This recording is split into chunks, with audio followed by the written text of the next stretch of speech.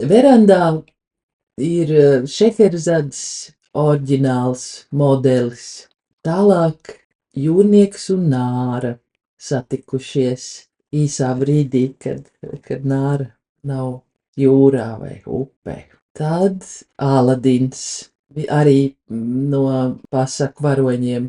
Vairāk gan es to taisīju pēc vienas fotogrāfijas vai pat filmas, kur es skatījos, kā viņi pa tūkstnesi, tāda iet tāda karavāna, un viņi tur tādās milzu vētrās atuntulējušies, pēc kamieļos jāj vai sēž un iet tie kamieļi, un viņiem bija uz tādas, maksimāras brilles uz acīm visiem, lai tie smilts viņiem, acīs nebūtu. Tad uz galda tas ir Džans. Skulptūra arī no manas izstādes Vuf galerijā Alma.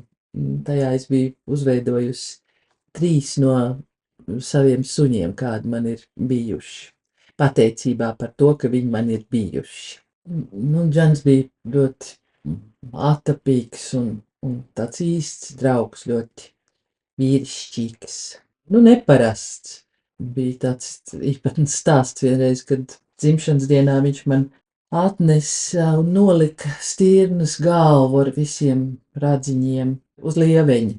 Nākamā rītā es saprotu, ka tas man nav izlicies, ka tā galviņa tur vēl joprojām stāv ar tiem ragiem. Tā sagadījās tā, ka man nebija neviena, ko palūgt, lai viņa aiznes prom, un es tam Džanim saku: paldies tev, draugs, par tādu smalku dāvanu, bet nes viņu prom. Un viņš paprasījās ārā.